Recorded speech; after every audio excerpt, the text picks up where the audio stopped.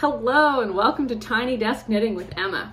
Today I will be talking about my Lapwing sweater, which is a pattern by Marie Wallin that's free on Ravelry. So if you like this and you want to knit Fair Isle, you can totally knit it. It's free. I mean, that's not usually the... I feel like pattern cost is not really usually a thing that stands in the way of people knitting something, but I guess it could be. So sometimes it's like, oh, the pattern is free, I need to knit that. Like, it's like one of those impulse things. Like your mind tricks you into thinking this is the best possible thing to do. Anyway, today I'll be talking about my modifications, things I would change if I were to do it again, things I really liked about the pattern, things that I did not foresee being issues and would do differently. I already said it, things I would do differently. I'll talk about how to find the pattern, some of my pattern notes and how I decided to do my edits, all that kind of thing. So I saw this pattern, you know, back in the summer during COVID. It's still COVID. I don't know why I'm saying back in the summer during COVID, but like if you're watching this years later, I guess. Summer of COVID, summer 2020. Super fun, yay.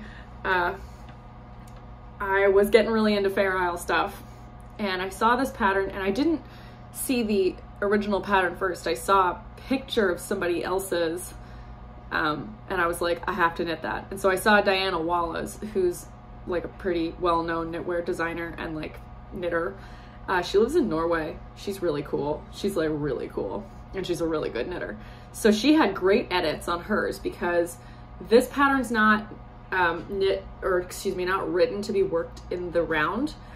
A lot of Marie Wallin's patterns, as I've said before, are knit flat in pieces. She said in videos before she doesn't like to do shaping in the round because she finds it more difficult. It is more difficult.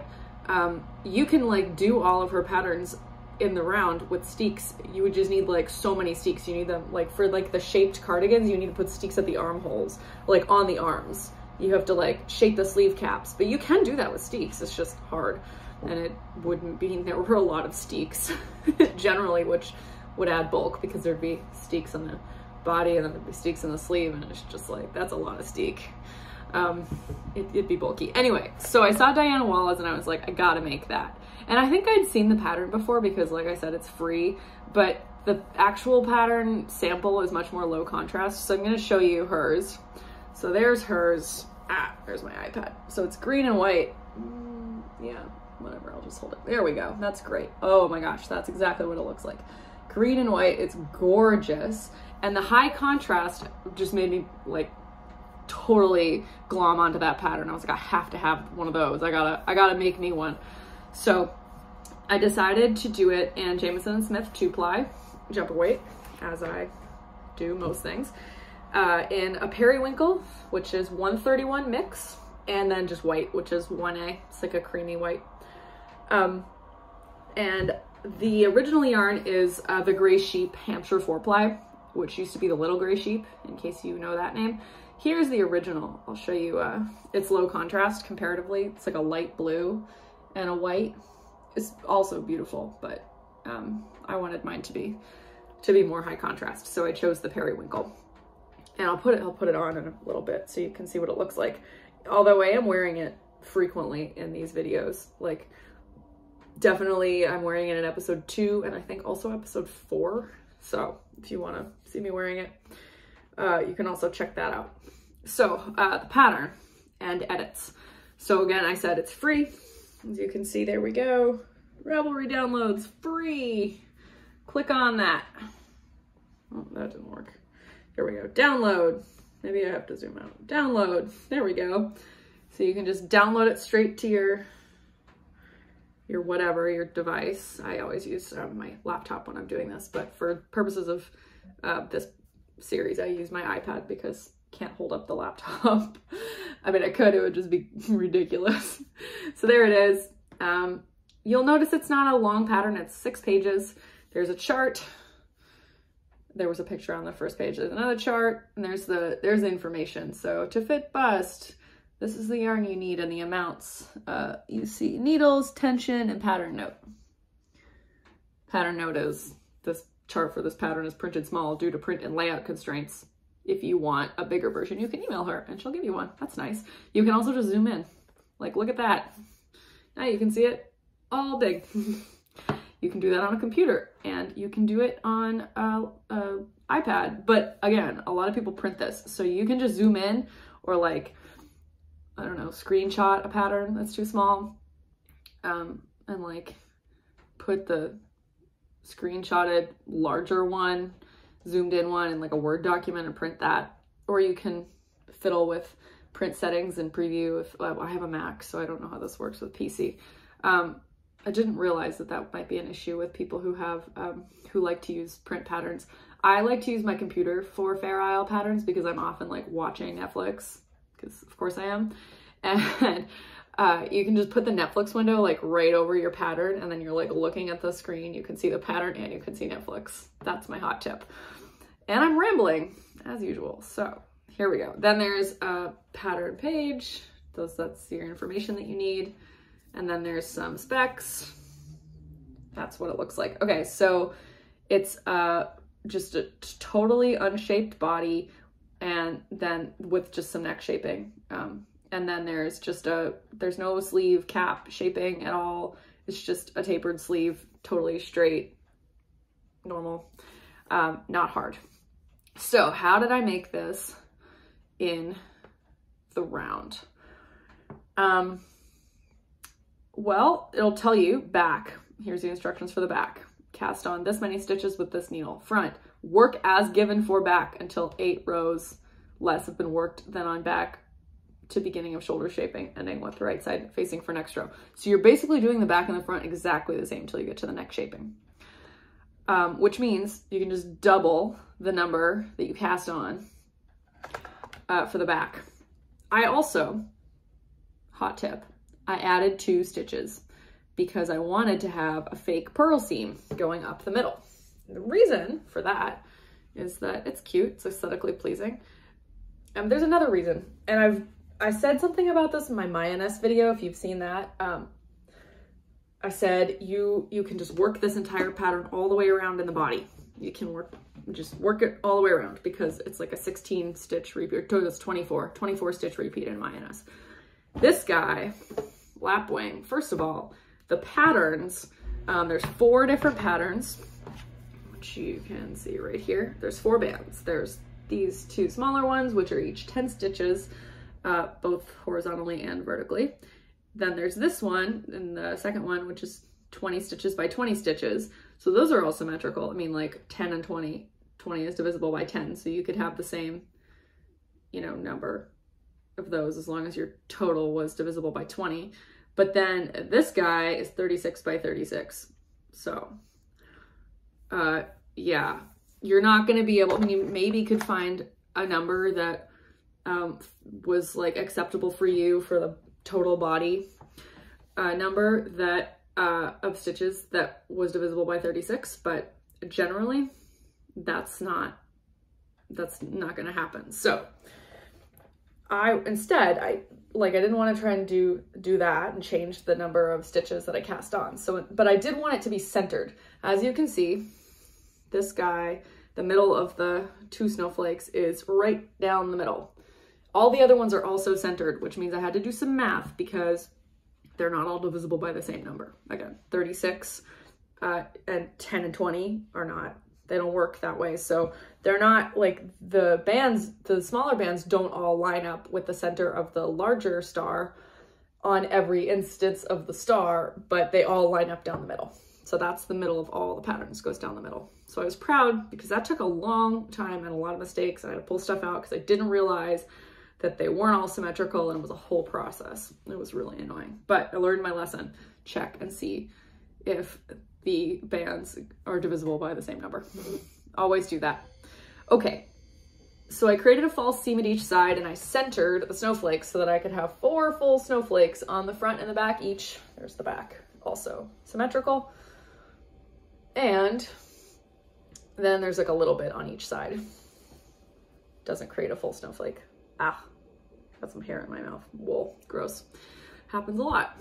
Okay, so you're gonna knit as long as you want the body to be. Mine's a little cropped. It's, I don't know, actually I didn't measure that. It's probably like 13 inches, knowing my body. Most of my sweaters are about 15 inches and this one's a couple inches shorter. Okay, so let's see. Then you cast off 3 stitches before each purl seam, including, and then you also cast off a purl stitch, and then you cast off 3 more stitches.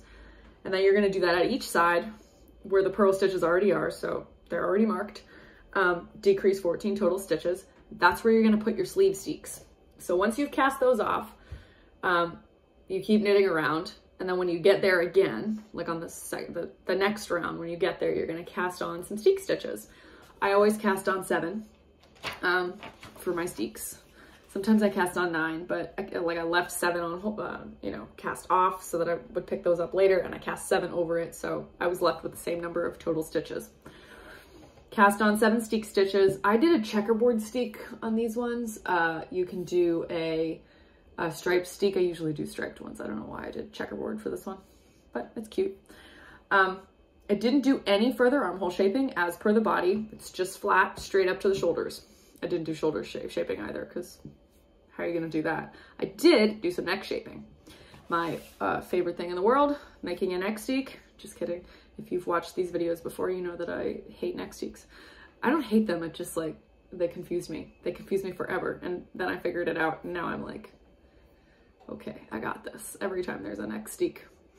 So to do that, I finished the second full pattern repeat. So there's 2 full pattern repeats there.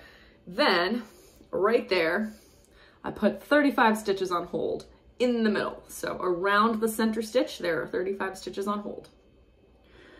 On waste yarn, just put them on waste yarn. You can put it on a holder if you want, but then it's like stiff and annoying when you're trying to work around and there's something poking you. So I never use holders. I don't even own stitch holders, but whatever works for you. I have knit a lot of stuff. I know what works for me. I don't use very many metal stitch markers, for instance. I almost always use the little gummy silicone stitch markers. You can get them from, who makes them? Clover. Clover makes those. They're like green and purple. They're great. I use those. You can also 3D print them. Learned that last year. Had some 3D printed for me. That was pretty cool. Because 3D printing you do with the same kind of like bendable plastic. Okay, so once again, I cast 7 stitches on over that, the stitches that were put on waste yarn. And I continued working the pattern around. Like, I didn't start at the beginning again. Like I knew where I was in the pattern and I continued from there. I decreased, like every round, I decreased 1 stitch by either knitting 2 together or slip knitting, pointing, because you want it to point away from the middle of the neck. So whichever shaping you prefer. Yeah, 1 stitch on each side of that neck steek every round. Probably I did the 2nd stitch in. So I would like knit 1 and then decrease 2 stitches and then keep knitting until 1 before or 3 before the steek, and then I would decrease the other way. Like I said, no, I didn't say this. I wrote this. The neck is a little wide. I think I would have been smarter to start the neck steeking lower and not put as many stitches on hold for the middle and do them like a longer like little thing where I did decreases, because then it would be more like a shirt like this. This is just a normal t-shirt. So it would be more round rather than kind of split, like split like a boat neck, which is fine. I like that. And then again, to finish, I just cut open the neck steek. I actually did this as per the pattern. I did the sleeves and the body separately rather than knitting the body and then picking up the sleeves, like the sleeve stitches around the steek and knitting downwards. And one of the reasons I did that was because I wanted to swatch and I thought a sleeve would be the best way to do that. So I did. And that was fine. But that meant I had to set the sleeves in. Oh, it looks like I have really dark circles under my eyes from where the light is positioned. I don't think. I mean, like I live with a bunch of kids, so I don't sleep all the time. Well, I don't look after them at night. They have parents. I'm just their nanny. I get plenty of sleep, but anyway, I digress. Sorry, like there's no one around, so I have to talk to myself. I have to have a conversation with myself for these videos. Oh my God. I picked this up and then I didn't even take a sip. This is not product placement, but if you don't have a Yeti, you should get a Yeti. These keep things so hot. Especially the tall ones. The shorter ones, I have a shorter one. My friend gave it to me because I was a bridesmaid in her wedding, and it's really cute and it says my name on it. But it doesn't keep things hot as long as the taller ones. Even without the lid, this keeps things super hot for like a long time. Again, I feel like Liz Lemon in 30 Rock, if you guys haven't seen that, then I'm sorry, but there's an episode in like season 3 where she's wearing a Snuggie like the whole episode, and there's an instance when someone walks in on her and she's wearing it like in her office, and she just, before they even have a chance to say something to her, she says, "It's not product placement, I just like it." So that's how I feel about my Yeti. It's not product placement, I just like it. Okay, let's talk about some issues I had with this. Well, I already talked about how the neck is too wide. The other thing, I did the sleeves first. That was a bad idea, although I did a good job setting in the sleeves. I did. I could have done a terrible job, but I didn't. I actually did a terrible job the first time, and then I went back and I did a different method. And I didn't sew the sleeves on with the same yarn. I sewed the sleeves on with a light blue sock yarn, which had nylon in it, which was much stronger. So I feel good about that. Like, you can't see any of the light blue sock yarn that I used to sew them in, and they did fine. They're not like bunched up anywhere on either side. So I measured pretty carefully when I finished my sleeve. Like, I laid it flat, so it was like, you know, half, it was lying on top of each other, like the two halves. So like half, so the circumference of the circle, like the sleeve. That was like a poor choice of words, sorry.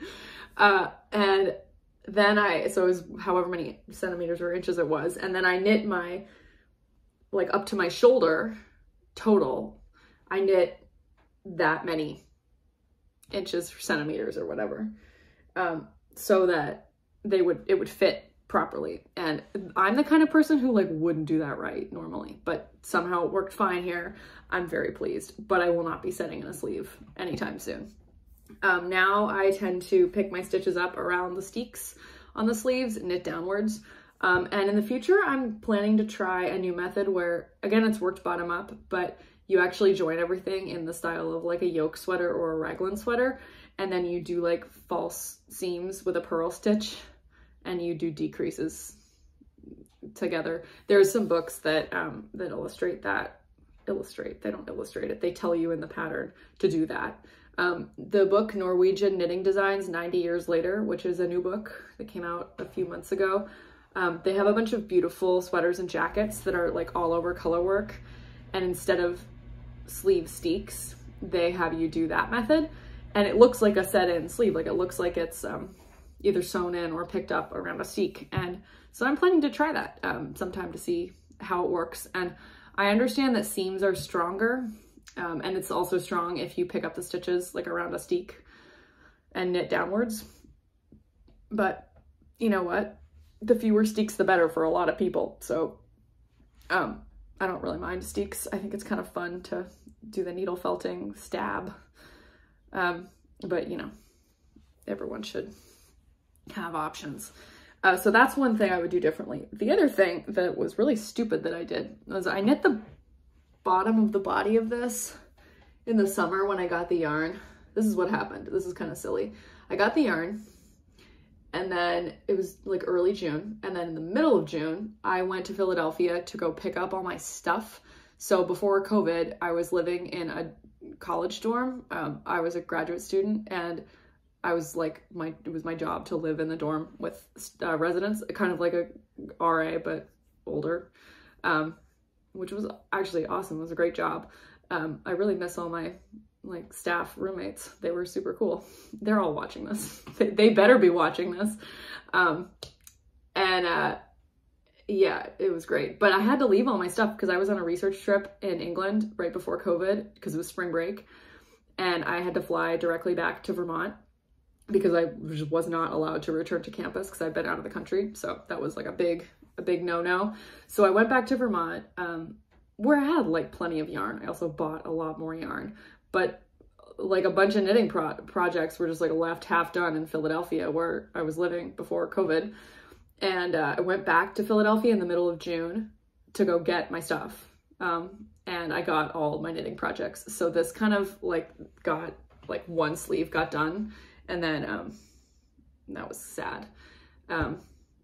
So the sleeves gauge match, but the body was a little wonkier. I don't even know why I told that story, because actually that has nothing to do with why the body is shaped like this. I started knitting this again in the end of September when I was living in Washington, which is where I am now, Washington, D.C. And I started knitting the body. I finished the second sleeve and I started knitting the body. And